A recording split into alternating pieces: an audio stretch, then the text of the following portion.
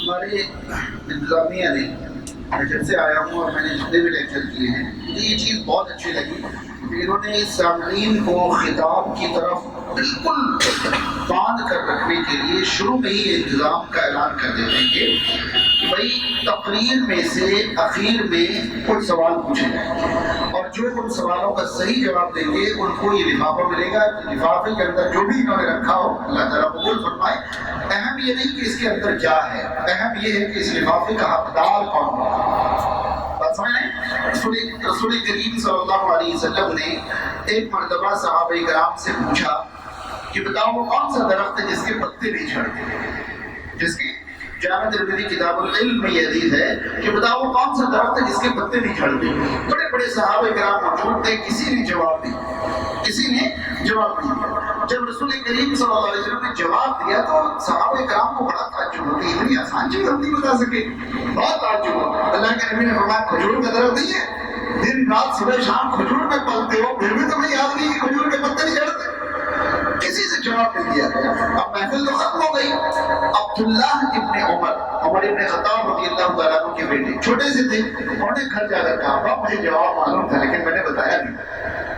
تو عمر ابن خطاب رضی اللہ تعالیٰ عنہ کیوں نہیں بتایا؟ اتنے بڑے بڑے صحابہ موجود تھے، ان کے سامنے میں کھولتا یہ عرب کے خلاف. عمر ابن خطاب رضی اللہ تعالیٰ عنہ نے فرمایا کہ بیٹا اگر تو نے یہ جواب دیا ہوتا تو میری خوشی کا ٹھکانہ نہیں، میری خوشی کا ٹھکانہ نہیں رہتا. تو اہم یہ نہیں کہ اس کے اندر کیا ہے، اہم یہ ہے کہ محفل میں آپ سٹیک جواب دے جائیں. یہ بہت خوشی کی بات ہے آپ کے تمام متعلقین کے لیے، آپ کے لیے بھی اور آپ کے لیے. تو طریقہ یہ رہتا ہے کہ ایک سوال میں نے جو بیان کیا ہے اسی میں سے پوچھا جائے گا. جنہیں جواب معلوم ہو وہ ہاتھ اٹھائیں. جن کا ہاتھ ہمیں سب سے پہلے دکھے گا، ممکن ہے ہماری کمی سے کسی بعد والے کا ہاتھ پہلے دکھ جائے، لیکن جن کا ہاتھ ہمیں سب سے پہلے دکھے گا ہم ان سے جواب پوچھیں گے اور اگر ان کا جواب صحیح ہوا تو یہ لفافہ ان کو دے دیا جائے گا انشاءاللہ.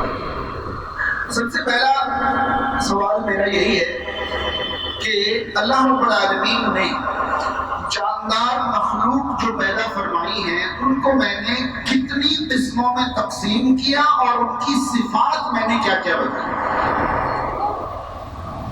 آپ کا ہاتھ پہلے دکھا دیا. دو سوال ہے، کتنی قسمیں میں نے بتائی اور ان کی صفات کیا کیا بتائی. تین صفات آپ نے بتائی، تین قسمیں. ان میں سے ایک فرشتے، انسان اور حیوانات. فرشتوں کو یہ کہا کہ مطلب فرشتوں کو نظام قائم کرنے کے لیے ان کو عقل دی پر ان کو خواہشات نہیں دی ہے. انسانوں کو اس کے بعد آپ نے حیوانوں کو بتایا تھا، ان کو عقل نہیں دی پر خواہشات دی، پر انسانوں کو دونوں چیزیں دی. بالکل ویسی کاپی کر دیا انہوں نے جیسے میں نے جزاک اللہ خیر.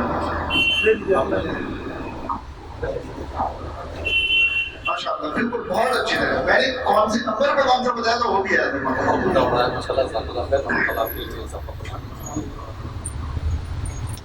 اگلے سوال کے لیے تیار ہے. یہ 5 لفافے. اگلا سوال یہ ہے کہ 3 صحابہ کرام نے انسانیت کے دائرے سے اوپر اٹھ کر اللہ کو راضی کرنے کی کوشش کی تھی.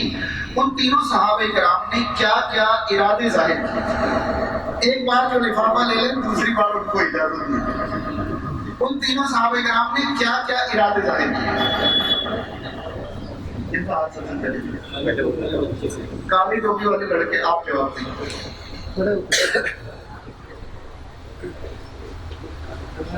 ایک نے کہا تھا کہ جو ہے زندگی بھر شادی نہیں کریں گے، اور ایک نے کہا تھا کھانا نہیں کھائیں گے، اور ایک کھانا نہیں کھائیں گے تو کیا کریں گے؟ روزے سے رہیں گے، اور ایک نے کہا تھا رات بھر قیام کریں گے. آپ نے ترتیب بدل دی، تھوڑا سا نکال لیا. جواب بالکل صحیح ہے مگر ترتیب. پہلی ترتیب یہ تھی کہ میں رات بھر نہیں سوؤں گا، قیام کرتا رہوں گا.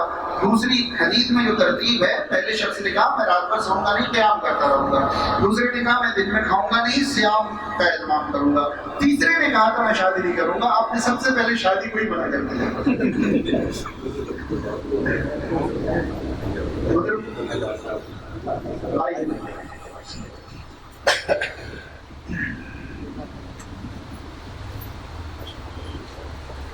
اب تیسرا سوال ہے، جواب کے لیے تیار رہے. میں نے قرآن مجید کی 2 آیتوں کی روشنی میں کچھ قسم کے لوگوں کو حیوانات کی طرح بلکہ ان سے بھی گئے گزرے قرار دیا.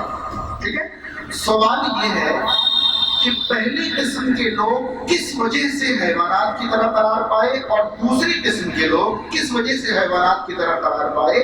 2 آیتوں کی روشنی میں نے بتایا. ایک آیت تھی سورہ اعراف کی آیت نمبر 179 اور دوسری تھی سورہ فرقان کی آیت نمبر 43 اور 44. تو یہ دونوں چیزیں بتائیں کہ پہلی قسم کے لوگ کس وجہ سے انسان ہونے کے باوجود حیوان کی طرح قرار دیے گئے اور دوسری آیت میں کس وجہ سے حیوان کی طرح قرار دیے گئے. کون جواب دیں گے؟ زیادہ مشکل ہوگی. کوئی ہاتھ نہیں. ہاں ماشاء اللہ. پہلی قسم کے لوگ تھے، انہوں نے اللہ کی نشانیاں تھیں اس کے خلاف تو دیکھی نہیں. اور دوسرے لوگ تھے نفس کے خواہشات کی انہوں نے پھر اس کو لا بلا لیا. بہت شارٹ میں بتا بہت شارٹ میں بتا دیا. پہلی قسم کے لوگ تھے، انہوں نے اپنے اعضاء کا جن کا ذکر اس آیت میں ہے، دل، آنکھیں اور کان، ان اعضاء کا استعمال انسان کو جس وجہ سے اللہ نے وہ اعضاء دیے ہیں اس کے لیے نہیں کیا، بلکہ حیوانات کو جس لیے وہ اعضاء دیے ہیں اس طرح استعمال کیا. اس لیے اللہ نے ان کو حیوانات کی طرح قرار دیا. اور حیوانات چونکہ اپنی جگہ برقرار ہیں، یہ اپنے درجے سے نیچے اتر گئے، اس لیے ان کو حیوانات سے بھی بدتر قرار دیا گیا. اور دوسری آیت میں انہیں حیوانات سے بدتر، حیوانات یا ان سے بدتر کہا گیا جنہوں نے اپنی خواہشات کو اپنا معبود بنا لیا. یہاں بھی سسٹم وہی ہے کہ حیوانات کو اللہ نے یہ اجازت دے رکھی ہے کہ تمہارا جو دل چاہے وہ کرو، کچن میں گھس گھس کے روٹیاں کھا لو، تمہارے اوپر کوئی گرفت نہیں آ سکتی. سمجھ رہے؟ لیکن انسان کو اجازت نہیں، وہ اپنی جگہ برقرار ہیں. ہم ان کی طرح استعمال کریں تو حیوان کی طرح ہو گئے. انہیں اجازت ہے اور ہمیں نہیں ہے، اس لیے ہم درجے سے نیچے اتر گئے تو ہم حیوانات سے بھی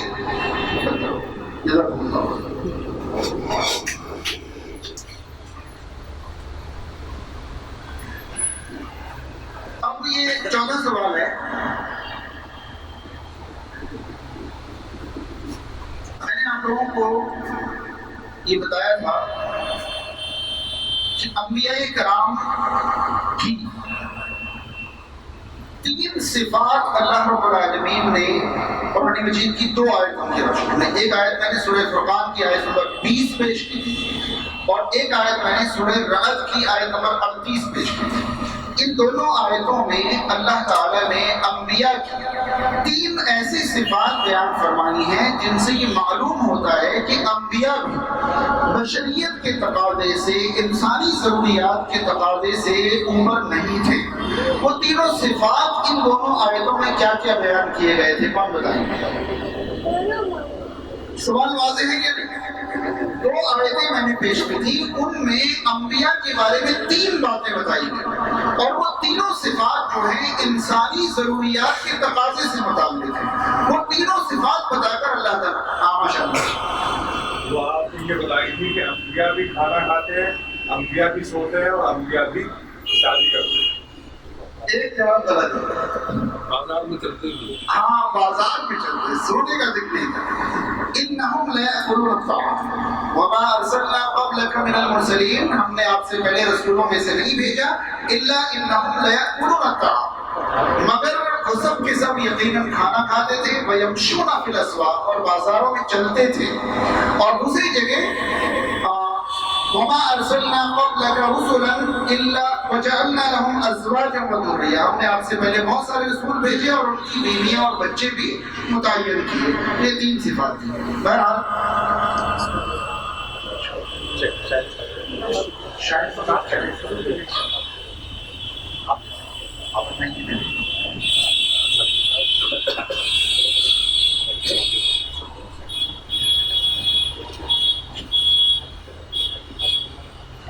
سب سے آخری سوال اور سب سے اہم سوال، میں نے خطاب کے دوران ایک بات کہتے ہوئے یہ کہا تھا کہ میری پوری تقریر کا مقصد یہی جملہ سمجھانا ہے. وہ جملہ کیا تھا کوئی بتا؟ میں وہ بات اس لیے سب سے لاسٹ میں یاد دلانا چاہتا ہوں تاکہ مجھے پتہ چلے کہ میرا مقصد آپ نے سمجھ لیا اور آگے بڑھیں گے. میں نے تقریر کے دوران ایک جملہ کہا تھا کہ میری پوری تقریر کا مقصد صرف یہی بات سمجھانا ہے. وہ بات کیا تھی جو میں سمجھانا چاہتا ہوں؟ آپ نے یہ کہا تھا کہ جو ہے ہمیں اپنے دین کو یاد رکھنا چاہیے اور جو لوگ غفلت میں ہیں ان کو ان میں نہیں جانا چاہیے. نہیں تھا. اور کوئی ہے اس سوال کے جواب بتاؤ. آپ نے یہ کہا تھا کہ فرشتوں میں اور جانوروں میں کیا فرق ہے اور انسان میں کیا فرق ہے. یہ سارا چیزیں آپ نے بتائی. اپنی طرف اپنے نہیں ہو یہ بھی جواب دو. اور کوئی بتائیں گے یا پھر یہ لفافہ میں رکھ لوں گا اگر کوئی بتا. ظاہر سی بات ہے جب کوئی جواب نہیں دے گا تو میں جواب دوں گا تو میں ہی رکھوں گا. اور کوئی ہے آپ کو اجازت ہے لفافہ مت دیجیے گا. آپ کے لیے انسان رہتے تھے جی نہیں ابھی یہ لفافہ بہت قیمتی ہے. اور کوئی دیکھیے جس جملے کو میں نے اپنے خطاب کا مقصد بتایا تھا وہ جملہ یاد نہیں ہے تو میرا مقصد تو فوت ہو گیا. اور کوئی آپ نے یہ کہا تھا ساتھ ساتھ کہ جو کچھ میں کہہ رہا ہوں اس کو وہ بالکل ایک جملہ تھا جو پوری تقریر کا خلاصہ تھا. جب میں بتاؤں گا تو پھر لگے گا کہ کھجور کا پیڑ اپنے دل میں آتا ہے. ہاں ضرور لگے گا میں بتاؤں گا ابھی لیکن اگر میں بتاؤں گا تو یہ میں رکھوں گا. وہ آپ کا حق ہو جائے گا نا جب آپ بتائیں گے تو آپ کا حق. ابھی بھی موقع ہے کوئی کب تک موقع دیا جائے. اور کوئی بتائیں.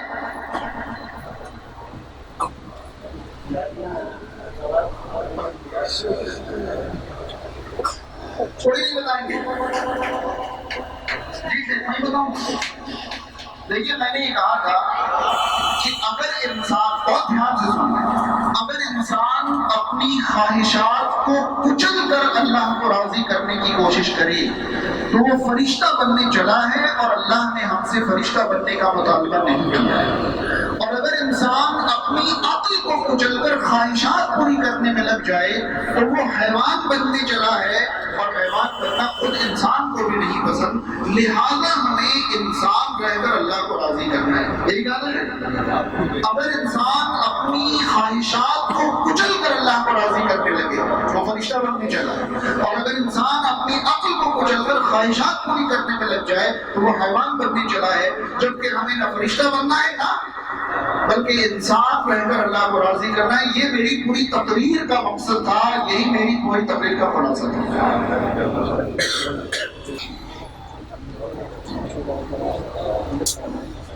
الحمدللہ رب العالمین والصلاۃ والسلام علی رسول الکریم نبینا محمد وعلی آلہ وصحبہ اجمعین.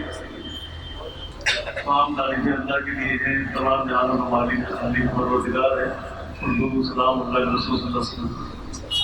سامعین اکرام آپ سب لوگوں کا بہت بہت شکریہ جو اس پروگرام میں آپ لوگ تشریف لے کے آئے اور تہہ دل سے ہم شکر ادا کرتے ہیں اور رب العزت سے یہ دعا کرتے ہیں کہ آپ کا آنا قبول کرے اور یہاں جو بھی کچھ سنا گیا ہے اور جو سنایا کہا گیا ہے اس کا عمل کرنے کی اللہ تعالیٰ توفیق عطا فرمائے.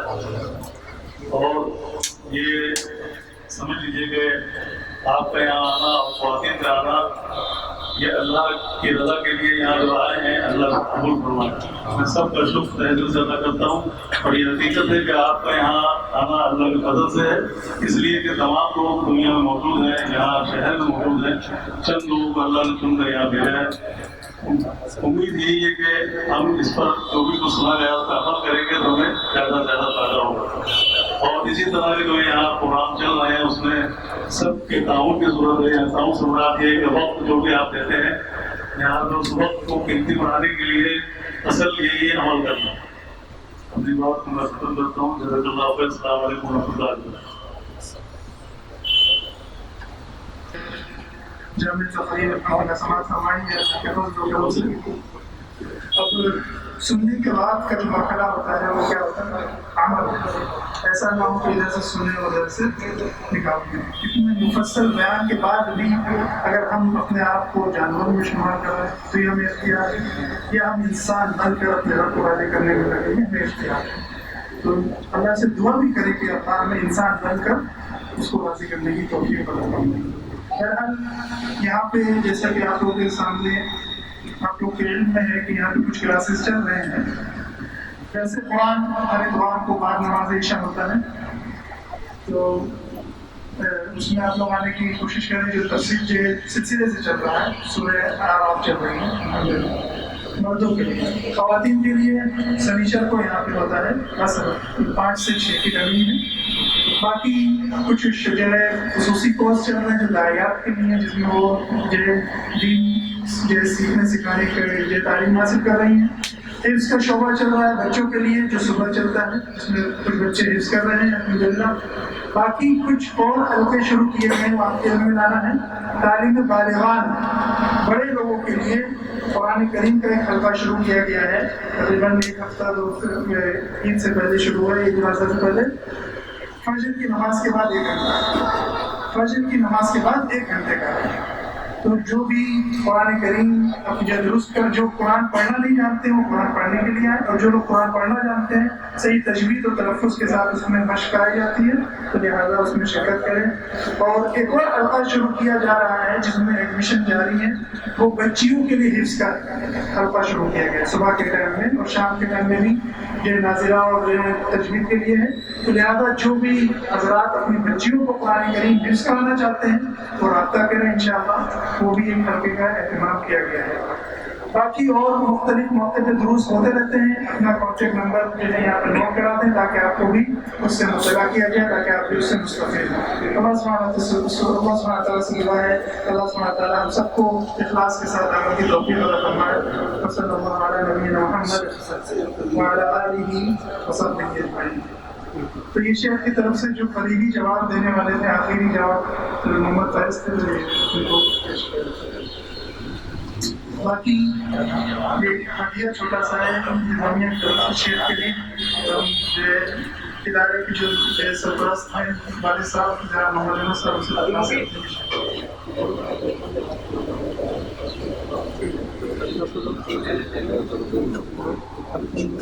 باقی آخر میں ہم تمام حضرات کے مشکور ممنون ہیں اور انتظامیہ کے بھی مشکور